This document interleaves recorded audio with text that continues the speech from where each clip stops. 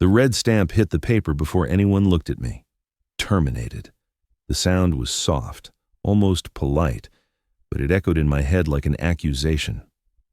Mark Reynolds slid the folder aside as if the ink had done the speaking for him. Then he smiled the kind of efficient smile people wear when they believe momentum excuses everything. "You're not qualified for where we're going." He didn't pause. He didn't wait to see if the words landed. The board didn't flinch.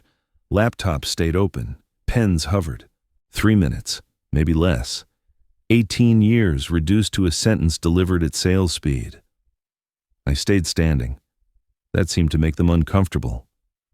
Mark was 42, newly crowned, proud of his background and louder about his future. He talked about velocity and focus, about cutting friction. He hated bureaucracy. He hated delays. He hated people who asked for proof before permission, especially me. I was the senior director of risk and compliance, not a visionary, not a rainmaker. I was the man who kept ambition from turning into liability. I built frameworks that never made slides. I signed releases that never made headlines. When money moved, it moved past my desk first, quietly, correctly. The humiliation arrived measured and controlled. No shouting, no escort. Just the slow realization that I had been dismissed as an obstacle in front of the people who had relied on me most. Mark kept talking alignment, direction, the future. His voice blended into a single confident hum. When he finally stopped, I asked one question. "Who's handling liability releases now?" The room stalled. Surprised by the specificity, Mark laughed, short and sharp. "Legal will figure it out." A few nods, a few relieved exhales. The meeting could breathe again. That answer pressed hard against my ribs. Legal doesn't figure out authority. Releases aren't opinions. They're permissions defined, assigned, and automatically withdrawn when continuity breaks. I had designed it that way after watching shortcuts become disasters. I gathered my things without ceremony. At the exit, my hand hovered over the badge reader, muscle memory refusing to cooperate. Behind me, conversation restarted. Lighter now. They believed they'd removed a slowdown. They didn't fire an employee. They removed the last legal signature standing between money and chaos. Before this goes any further, how are you holding up right now? If you're listening from home, try standing up and walking slowly across the room a few times, just to get the blood moving and clear your head. Where are you listening from today? If this story feels familiar, stay with me and consider subscribing. There's more to what happened after that meeting, and this is where the consequences start to surface. I had been called many things over the years, but slow was the one that stuck. The man who slowed things down. The phrase followed me through meetings, whispered when timelines slipped, joked about when executives wanted answers before lunch. It never appeared in performance reviews, because slowing disasters isn't a metric you can chart. Still, it clung to me. For 18 years, I worked in the quiet spaces where ambition met consequence. Twice, I stopped class action lawsuits before they reached the press, once by freezing a rollout hours before launch, once by forcing a redesign no one wanted to pay for. I rebuilt our risk approval system after a subsidiary nearly collapsed under regulatory penalties, and when money started moving faster than oversight, I designed the liability release framework, a structure that ensured large payments only moved after responsibility was clearly assigned. It wasn't glamorous work. It was necessary. Mark Reynolds hated that word, necessary. He preferred efficient. He bragged about cutting red tape the way other executives brag about revenue. In his world, friction was failure and patience was weakness. I heard him say it more than once, smiling like it was wisdom. If it doesn't make money, it's noise. Compliance, to him, was background static, something to mute when the real conversation started. The pressure built quietly. I noticed it in the invitations that stopped arriving. Threads where my name used to appear suddenly went silent. Decisions were announced instead of discussed. A week before, I was fired. I realized I'd been removed from an internal email chain involving high-value releases. No explanation, just absence. My replacement, I later learned, was a junior attorney fresh from a corporate firm, sharp and eager, but someone who had never signed a major liability release in their life. I wanted to believe it was temporary, that someone would notice the gap. Instead, the exclusion became confirmation. I was being written out before I was dismissed, my role reduced to a formality they assumed anyone could inherit. The frustration wasn't loud. It pressed inward, tight and exhausting, the kind that keeps you awake replaying conversations you were never invited into. After the meeting, as I replayed those last weeks, one line from the framework surfaced with uncomfortable clarity. No release is valid without certified risk continuity. I had insisted on that clause years earlier. Against resistance, because authority without continuity creates blind spots. And continuity, I realized, hadn't just been ignored, it had been broken. That realization didn't bring relief, it added weight. I carried it quietly, knowing the system would now respond without emotion, without urgency, without anyone to blame but the decision itself. The pressure wasn't gone, it was sealed, waiting. And I understood then how silence could feel heavier than shouting when responsibility has nowhere left to land inside systems. The number appeared without drama, $29 million, unchanged, sitting exactly where it had been the week before. No alerts, no warnings. Just a line item inside the liability reserve fund, calm and inert on the surface. Nothing looked wrong, and that was the most dangerous part. I learned about it indirectly. The CFO noticed first, during a routine cash flow review that should have taken 5 minutes. Every outgoing request tied to the reserve showed the same status pending, legal clearance required, not delayed, not denied, pending. The kind of word that pretends patience while quietly refusing to cooperate. The meeting escalated quickly. Mark Reynolds leaned over the table, irritation sharp and public. "Why is money just sitting there?" he snapped, as if the funds were disobeying him personally. His frustration wasn't about the number, it was about control. Money that doesn't move on command makes people nervous, especially leaders who equate speed with authority. Legal answered carefully, choosing every word like it might be read back in court. We're reviewing authorization pathways. It sounded technical enough to end discussion, vague enough to avoid blame. Mark hated that. He pushed again, louder this time. But the answer didn't change. The system wasn't broken, it was waiting. I watched from a distance. I didn't call anyone. I didn't send messages or clarify intent. Silence wasn't strategy. It was position. I had learned long ago that explanations invite negotiation, and negotiation implies discretion. The framework allowed none. It functioned without opinion, without urgency, without me, outwardly. I stayed composed, inside. I felt the quiet tension of knowing exactly how this would unfold. The liability reserve fund existed for one reason: to prevent reckless movement of money when accountability was unclear. Every release required certified risk continuity. Authority wasn't transferable by announcement or assumption. It had to be intact, traceable, uninterrupted. As Mark continued pressing, I imagined the internal logs updating themselves, timestamp after timestamp, each request circling the same condition and stopping short. The system wasn't resisting, it was complying precisely. That distinction mattered more than anyone in the room understood. Hours later, curiosity replaced anger. Someone finally pulled the release history, scrolling past approvals from years back, signatures layered neatly in sequence. The screen paused on the most recent entry, highlighted by default, indifferent to hierarchy or ego. The line read plainly, "Last authorized release holder Andrew Collins." No emphasis, no commentary, just fact. I exhaled slowly, not in relief, but recognition. The money hadn't moved because it couldn't. Continuity wasn't missing by accident. It had been removed deliberately, along with the person who carried it. This part has a detail that is easy to miss. Did you catch it? The pressure didn't announce itself. It crept in through delays, small enough to dismiss at first, serious enough to compound. Vendors began missing delivery windows by hours, then days, not strikes, not refusals, just pauses explained away as awaiting confirmation.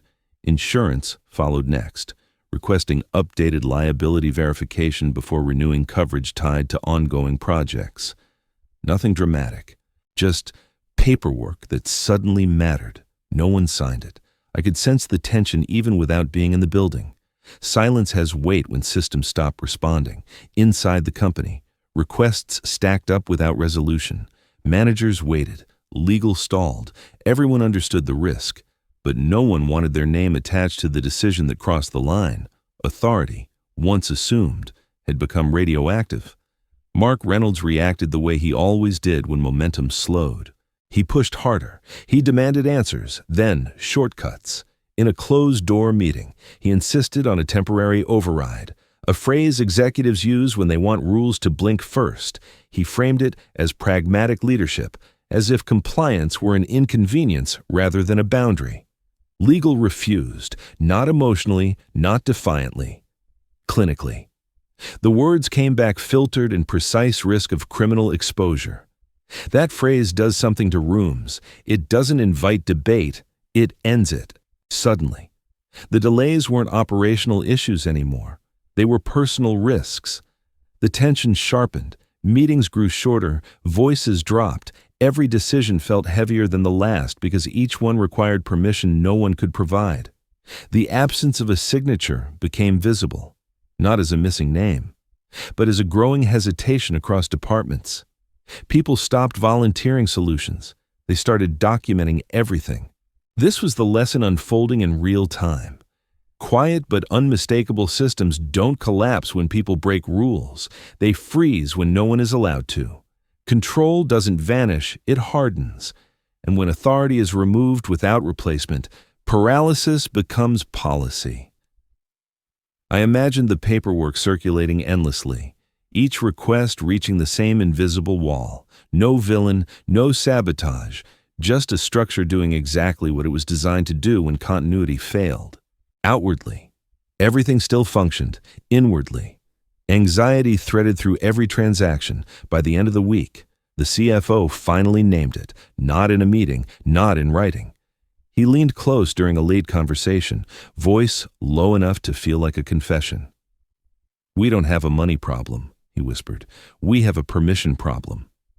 That distinction changed everything. Money was still there. The vendors, the insurers, the board, they all knew it. What they didn't have was the right to move it safely. And in corporate life, safety is power. Without it, urgency turns into fear, and fear makes even the loudest leaders hesitate. The signature no one replaced had done its job. When pressure failed to move the system, anger took its place. Mark Reynolds stopped pretending this was a temporary slowdown and started treating it like defiance. He hired outside counsel within 48 hours. A national firm known for aggressive interpretations and expensive confidence. If anyone could find a way around the blockage, he believed, it would be lawyers who billed by the hour and spoke in certainties. The first strategy was reclassification. Mark argued that the liability reserve fund was being mischaracterized, that it could be shifted into an operational account with a revised purpose statement. He framed it as modernization, not circumvention. Emails flew, memos multiplied. Every suggestion circled back to the same response. Authority remained unresolved. Speed, for once, had nowhere to go. Outside counsel requested the full framework, not summaries, not talking points. Everything, policies, amendments, audit notes, historical approvals. I wasn't present, but I could imagine the conference room as boxes were opened and documents laid out, each page quieter than the last. This wasn't a loophole problem. It was architecture. Hours later, one line traveled back through the company, repeated with disbelief. This framework was meticulously designed. The pause mattered. It wasn't admiration, it was realization. The system anticipated pressure, impatience, even bad faith. It didn't accuse anyone. It simply refused to validate uncertainty. Mark's frustration curdled into desperation. He pushed counsel to be creative. He asked what would happen if they acted first, and explained later. The answer came back stripped of comfort, personal exposure, regulatory consequences, criminal implications. Speed met law, and law didn't flinch. The tone inside the company shifted again. This time it wasn't tension, it was fear aimed upward. Executives began protecting themselves instead of Mark's momentum. Notes were forwarded, questions were documented, silence returned. Thicker than before. Board members sensed it too. Calls grew cautious, questions indirect. No one wanted to be the executive who approved a shortcut that later appeared in testimony.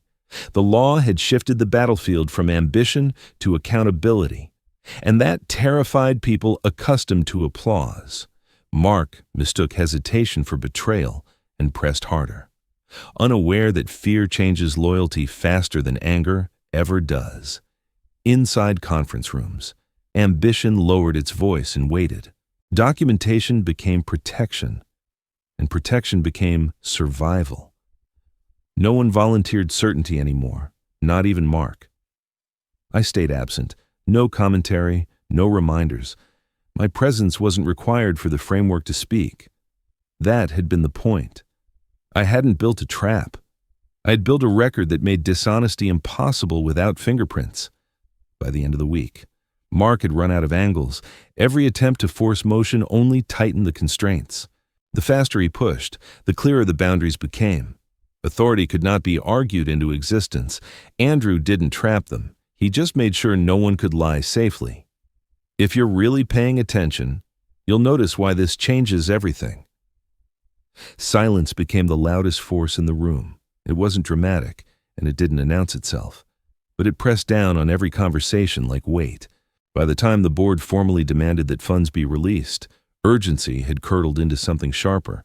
They wanted action, not explanations, and they wanted it immediately. Legal answered without hesitation, impossible without release continuity. The sentence landed flat, procedural, immune to pressure, no qualifiers, no timelines, just a boundary. The board members exchanged looks that said the same thing. This was no longer an operational delay. It was structural, and structures don't bend because people ask louder questions. Mark Reynolds refused to accept that. He paced, interrupted, reframed. He argued intent, necessity, reputation. He reminded everyone how much money sat idle, how many eyes were watching. None of it mattered. Authority does not appear because it is demanded. It either exists or it does not. And right now, it didn't. That was when he called me. I recognized the number immediately. I let it ring once longer than necessary. Not to provoke him, but to steady myself. When I answered, Mark didn't bother with greetings. His voice was tight, controlled, stretched thin by frustration he could no longer disguise. He talked about responsibility, about helping the company move forward, about fixing what had been misunderstood. I listened without interrupting. Silence isn't avoidance when nothing needs clarification. When he finally paused, waiting for agreement, I spoke carefully. I'm no longer qualified. Remember, the line wasn't sarcastic. It wasn't cruel. It was factual. The words he had used to dismiss me now defined the limits of his request. Qualification isn't symbolic in governance. It's literal. Without it, consent doesn't exist. Mark reacted the way people do when they realize persuasion has failed. His tone hardened. He implied consequences, hinted at optics, suggested cooperation would be remembered. None of that changed the reality underneath. I hadn't withdrawn anything. I simply no longer held what he needed. The call ended without resolution. No threats, no promises, just the dull finality of a door neither of us could open. I set the phone down and sat still, aware of how calm I felt. Silence, when earned, carries authority words cannot borrow. Inside the company, meetings resumed without progress. Requests stalled. Legal stood firm. The board waited.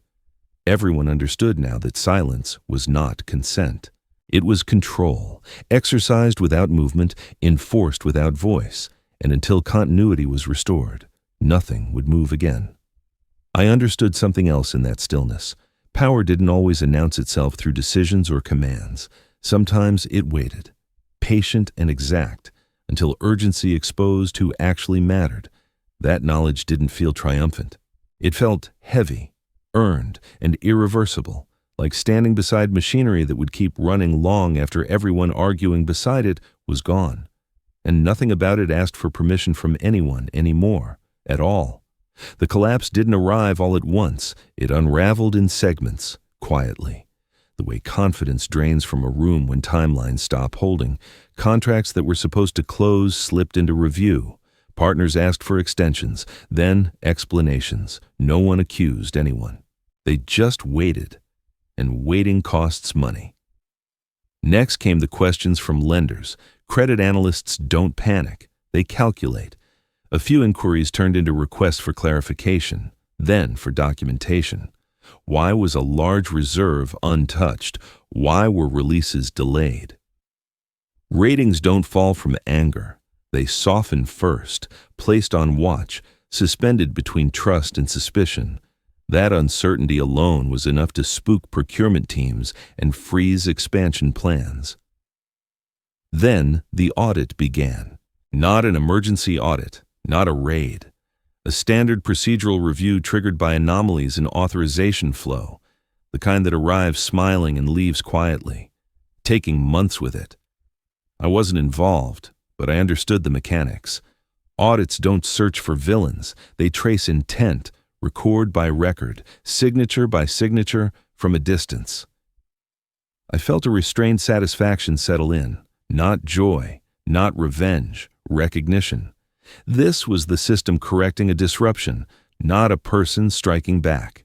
The law doesn't bend for ego. No matter how loudly it demands progress, it simply waits for proof and punishes impatience with delay. The pressure on Mark intensified as each department faced its own version of paralysis.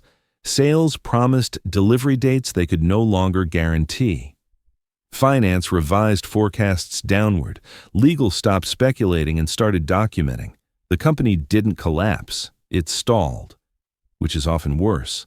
A quiet lesson emerged for anyone paying attention when authority is assumed instead of confirmed. Every downstream decision becomes fragile. Speed magnifies that fragility. Law exposes it. The audit's preliminary note circulated internally one afternoon, stripped of drama. One line carried more weight than any accusation could have. Loss not from theft, but from unauthorized intent. No crime alleged, no villain named. Just a clear statement that damage can occur without money ever leaving an account. I read that line twice. It explained everything. The company hadn't been harmed by me, or by missing funds, or by sabotage. It was harmed by a decision made too quickly, without regard for continuity. The framework had done its job by refusing to validate that shortcut. I didn't celebrate. I didn't reach out. I stayed where I was, aware that the satisfaction I felt came from restraint, not triumph. Watching systems enforce boundaries is unsettling when you're used to personal wins, but it is deeply instructive. The law had spoken without raising its voice, and the damage was already documented. In moments like this, restraint becomes proof of integrity, and consequences arrive on their own schedule, reminding everyone that systems remember decisions long after egos move on, without needing anyone to raise a hand. The board confrontation arrived without ceremony, but the tone was different this time. No raised voices, no speeches about vision, just a long table, closed laptops, and a question that cut through everything Mark had built his authority on. Who approved removing the release authority? The chair asked it slowly, deliberately, as if the words themselves needed room to settle. Mark didn't answer. He looked down, then sideways, then back up, searching for support that wasn't there. Silence filled the space, heavy and unmistakable. This wasn't strategic silence. It was exposure, for the first time. No one rushed to translate his intent into acceptable language. The absence of an answer said more than any defense could have. I wasn't in the room, but I was invited back the following day. Not to return to my role, not to sign anything. I was asked to explain consequences. That distinction mattered. When I walked in, heads turned with a mixture of relief and discomfort. I recognized both. They weren't welcoming me. They were acknowledging a problem they could no longer ignore. I spoke plainly. I didn't assign blame. I didn't dramatize outcomes. I explained continuity, authority, and why removing a release holder without replacement doesn't remove risk. It multiplies it. I described how systems respond when permissions are broken, how delay becomes default, and how intent doesn't override structure. The board listened in the way people do when they realize hindsight is no longer theoretical. Questions followed, careful and specific. What could have been done differently? What could still be repaired? I answered each one, not as an employee, but as a witness to design doing exactly what it was meant to do. Justice doesn't arrive with apologies. It arrives with clarity. The room felt different by the end, not resolved, but oriented. Responsibility had a shape now. Decisions had owners. Mark said little. When he did speak, it was measured, stripped of certainty. Authority was no longer assumed. It was being examined. It was the first time I saw accountability detach itself from personality. The discussion shifted from who was persuasive to what was defensible. That change was subtle, almost polite, but irreversible. In corporate rooms, that moment marks the point where justice stops being emotional and starts becoming procedural. Everyone felt it, even those pretending not to. As I gathered my notes, the chair thanked me. I nodded, already preparing to leave at the door. I paused, not for effect, but because the moment asked for honesty. I turned back and said the only sentence that mattered. I warned you, quietly. No one interrupted, no one disagreed. For the first time since the meeting that ended my career there, the silence felt earned, and justice had begun to take form.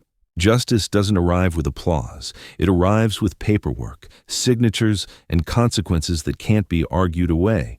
When the board finally acted, it wasn't dramatic.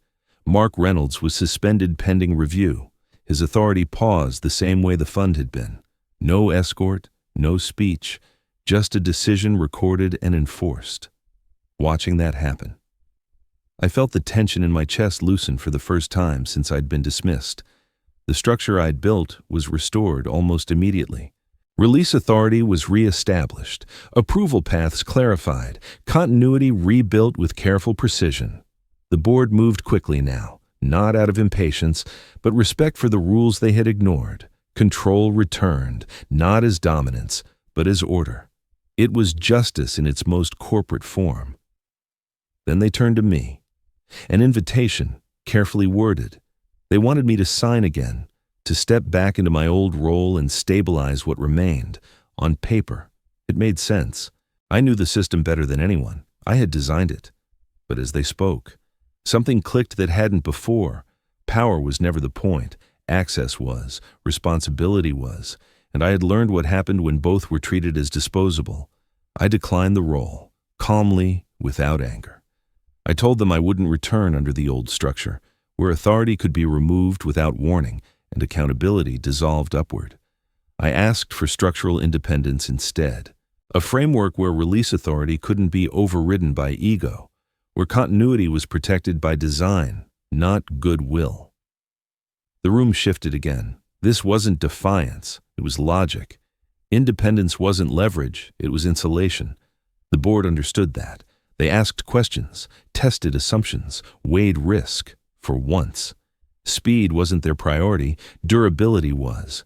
When they agreed, it felt less like a victory and more like alignment. The system would function without depending on personalities, including mine. That was the breakthrough.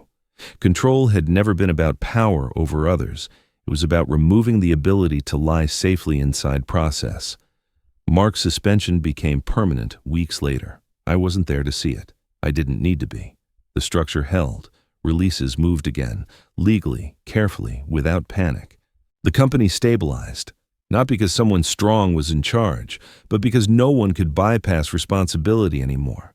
As I left that final meeting, I understood something clearly.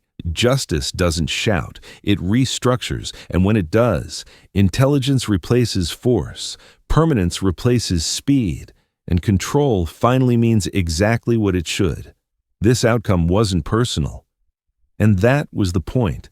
Systems endure when they are designed to survive bad decisions, not perfect leaders. I didn't win by returning. I won by refusing to let the same mistake be possible again. For me or for anyone else who came after, it protected the company, the process, and the people who would inherit both without future confusion. I watched the final approval move through the system without ceremony. $29 million released, not by urgency or pressure, but by verified authority restored exactly where it belonged. The fund didn't surge or celebrate. It simply unlocked, obedient to the rules that had always governed it. That was the difference between power and legitimacy. Mark Reynolds was gone by then, not forced out in disgrace, not defended in speeches. His departure appeared in a brief internal notice, framed as a leadership transition. That was fitting. His mistake had never been personal malice. It was impatience elevated into policy, speed mistaken for judgment. I wasn't present when the money finally moved. I didn't need to be. The structure worked without me hovering nearby, and that mattered more than recognition. Systems should function even when their architects step away. That was the quiet proof everything had been set right. I cleared my desk on a different floor, at a different time. Without witnesses, no speeches, no handshakes, just the low hum of operations continuing as they should have all along. People nodded, respectful but distant, unsure whether to thank me or leave the moment untouched. I preferred the latter. What stayed with me wasn't triumph, it was clarity. The company hadn't been saved by brilliance or heroics. It had been corrected by process, by boundaries enforced without emotion. Justice, in this form, was cold, precise, and deeply satisfying. As I walked out for the last time, I understood something simple. Control isn't about touching money. It's about deciding when you're allowed to. When that right is abused, systems respond without anger, and consequences arrive on schedule. They fired me for incompetence. What they lost was the right to decide. Nothing about it felt loud, dramatic, or generous, just final and irreversible. I didn't walk away from that experience feeling victorious. What stayed with me was something quieter and heavier. I learned that real power doesn't announce itself. It sits in systems, in procedures, in people who do the unglamorous work of holding things together while others chase speed. Being dismissed hurt, not just because of the loss, but because it forced me to see how easily contribution is mistaken for inconvenience. And yet, there was dignity in watching the truth surface without shouting, without revenge, just consequences unfolding exactly as designed. If you're still with me right now, ask yourself honestly, have you ever been the one holding things together while being told you were the problem? That pressure, that silence, that sense of being unseen. I felt all of it. And if this story resonates, I hope you'll stay until the very end. Because sometimes the quietest moments carry the strongest lessons. After listening, do something small for your health, maybe step outside and get a few minutes of natural light. Let your eyes rest and your thoughts settle. Where are you listening from today? I'd really like to know. If this story moved you, share your thoughts in the comments. A like or share helps more than you think. And subscribing means you won't miss the next chapter. Some stories aren't just meant to be heard, they're meant to be carried forward. Together.